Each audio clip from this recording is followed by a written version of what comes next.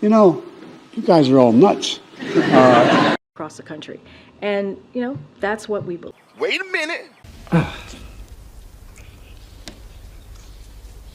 So if you don't view it as legitimate, does that mean that the White House doesn't believe it needs to comply with requests that come as a result of this inquiry? So look, I'm going to let the counsel's office, my colleagues there, speak to this directly as to what, when it comes to cooperating. I'm going to let them speak to that, but I've been very clear. We believe this is we're certainly not going to speculate on any baseless accusations, right? As we have seen from the Republicans in the House, and so you know, again, they could not even support their own votes. They couldn't. Speaker McCarthy could not even get support for this vote, and so I'm going to just leave it there. Has the president had an opportunity to speak with Speaker McCarthy about the looming shutdown and potential ways out of this mess? So I don't have any conversations the president has had with the speaker. I can say definitely that our OMB director here, Shalonda Young, and also the Leg Affairs office has been in direct communications for the past several weeks, even months, with members in Congress. That's going to continue. I just don't have anything to read out. As you know, the president is, you know, continues to have conversations with members in the House and the Senate regularly. I just don't have a specific conversation to.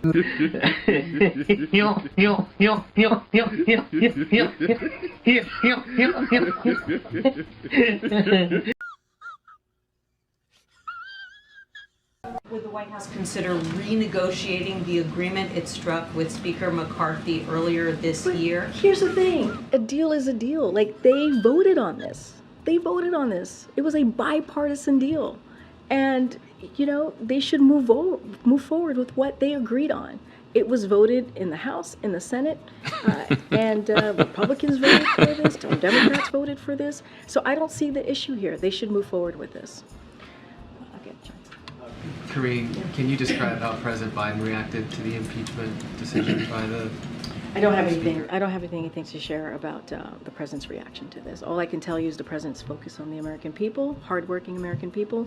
You'll see him in a few minutes when he talks about when he speaks to his cancer cabinet, and then you'll certainly hear from him tomorrow with the Bidenomics. You listed a couple things: the deal that the Republicans are now not supporting, obviously the impeachment. You say you look forward, or the White House looks forward to working with the Republicans. How do you see that happening? How does President Biden plan to work with Speaker McCarthy?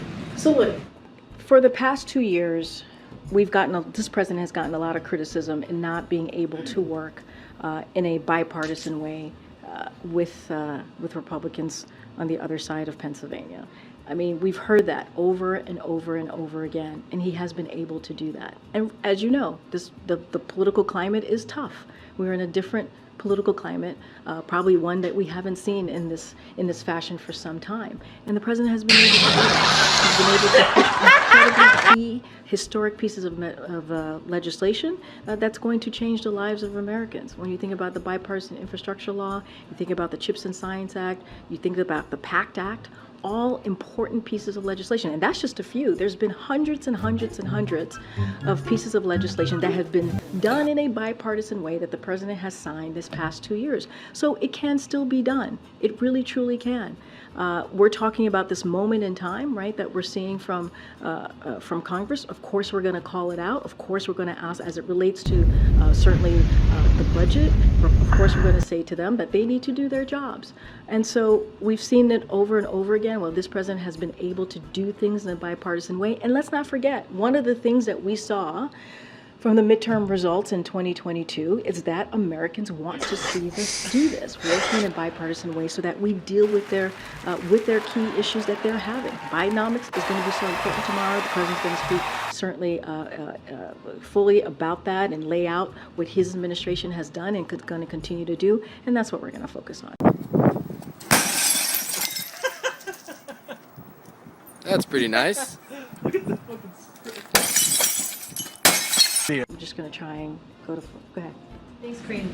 The LA Times reported that the Biden administration is considering forcing some migrant families who enter the country without authorization to remain near the border in Texas while awaiting asylum screening. Governor Abbott has threatened to sue if the administration goes through with this. Can you confirm whether this is under active consideration? So I have to go back to the team. I want to get the right information to you. So let me talk to the team about that specific reporting, and then we'll certainly we'll have that information for you. As you know, the president has done everything that he can to work on an issue at the border that has existed for decades, to work to improve the immigration system. He's done that alone without the help of Republicans, and certainly you see the governor constantly doing political stunts, and the president's going to do everything that he can. Okay, one more.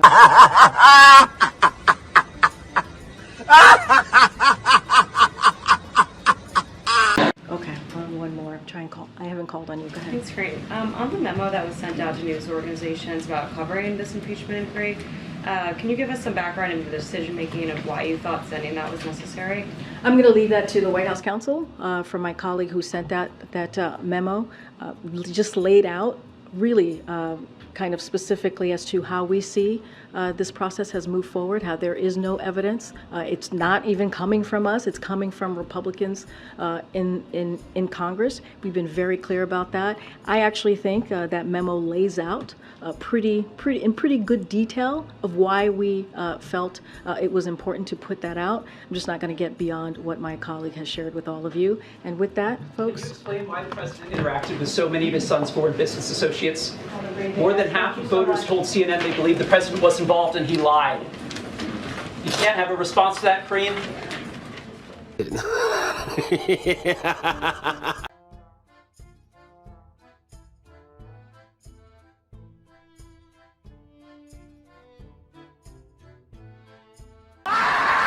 I'm out of here.